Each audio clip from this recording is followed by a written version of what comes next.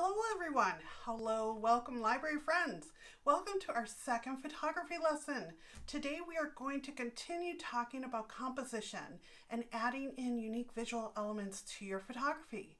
If you haven't had a chance, feel free to go to the library's YouTube channel to watch the first video about composition tips. It's warming up outside now quite a bit now that we're in summer. So it's a great time to go exploring, although you can make really interesting photographs inside as well as outside all year long. So you can use a digital phone camera on your iPad, or any other type of camera. And remember, when you're photographing, the best type of camera is the one that you have available and you have on you at the moment. You don't need anything fancy to take good photographs. Just remember, again, the best camera is the one that you have, and keep in mind the composition tips that I'm going to be talking to you about in a few minutes. All right, so let's get started. Hello everyone, I'm Miss Nancy and I'm going to be talking to you about Photography Composition Tips Part 2. Remember, you can go to the library's YouTube website and look at the video for Photography Composition Tips Part 1. Alright, let's get started. We are going to begin with talking about foreground, background, and focal point. The foreground in photography is the opposite of background. Foreground means what is closest to you, while background is just like it sounds, the furthest away. Focal point is the point or object that you select as the point of interest. It will be the place that your eye rests on. When you're composing a photograph, you can intentionally choose what to focus on. You can select a focal point, for instance, the lights in the picture on the left, the picture on the screen of the camera, or the yellow flower. These are just a few examples. These are the focal points in these photographs. They are the place that, as a photographer, I chose to be the most important and where I wanted to direct your eye to. Just because something is close to you doesn't mean that you have to focus on that. You can choose to emphasize something in the background, like the trees in the picture on the right. You can practice observing what is in your foreground and background. Step back to include a foreground element and give more clues to the scene's context while adding a sense of depth. Look for things that are too distracting, either in your background or foreground, and move around to see how you can make them less distracting or remove them from the scene. Think about what you can pick as a focal point and how you can highlight it to make it stand out. Shadows in photographs can be used as compositional elements and even as a main subject.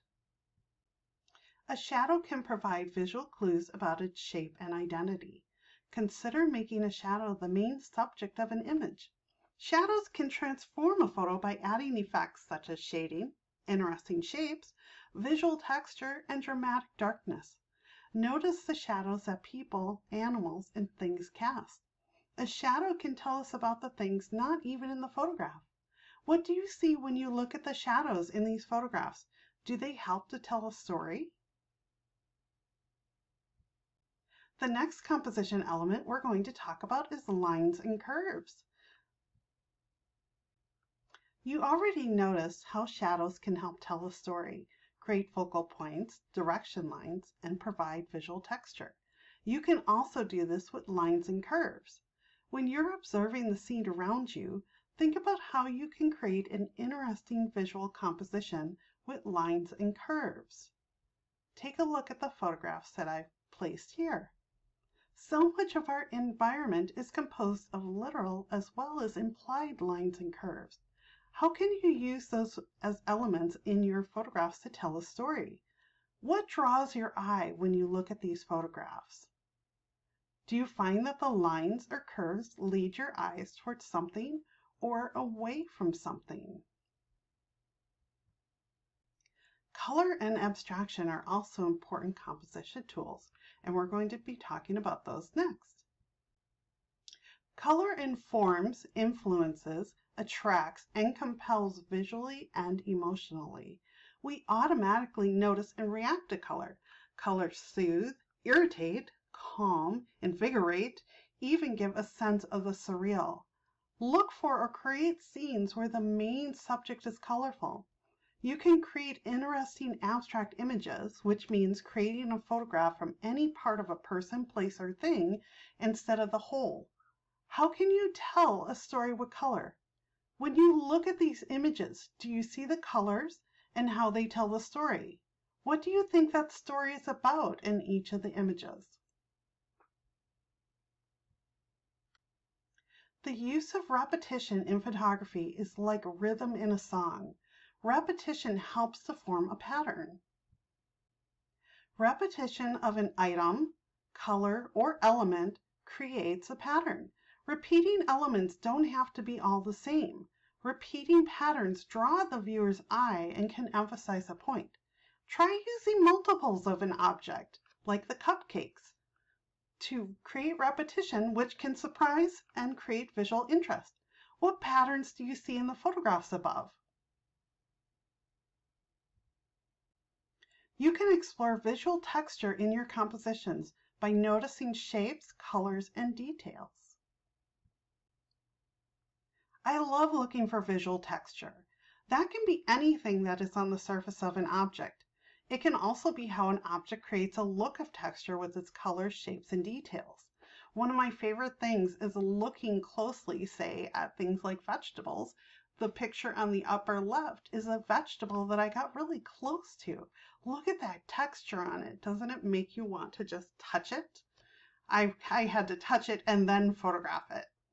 Visual texture doesn't have to be the center of attention for things, or it can be. You can focus on the visual texture as a focal point. Look for close-up views, like the pattern of a woven bag, the disorganized texture like blades of grass, or the ridges on the vegetables, or bumps, like the picture here, or the chaotic texture like a pile of laundry, or look at the way paint chips or things are folded up.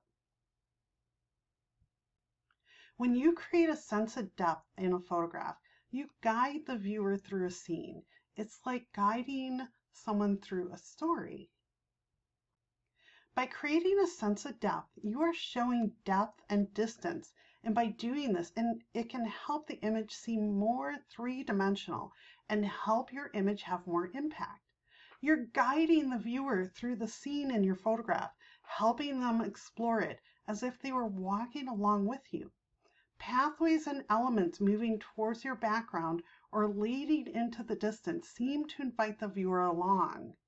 Can you imagine yourself moving through the photographs above? Where do you think the scenes will take you? Now it's your turn to go out and photograph using the composition tips that we talked about today and also in video part 1. Remember, we've talked about rule of thirds and cropping, framing and arranging, and horizon line in part 1. Today we've talked about shadows, lines and curves, foreground, background, and focal point, creating depth, color and abstraction, texture, and repetition. Explore and experiment when creating your photographs to make them stand out and tell a story. And remember to have fun. I've put together a photo scavenger hunt for you as well to try out some of these ideas. You can pick up a copy at the library or have it delivered to you via curbside pickup, or you can download it from our website. Use your imagination and photographic eye to create and have fun. I hope that you'll enjoy photographing and will share your photographs with family, friends, and with us at the library. I would love to see what you create. Until next time, happy photographing!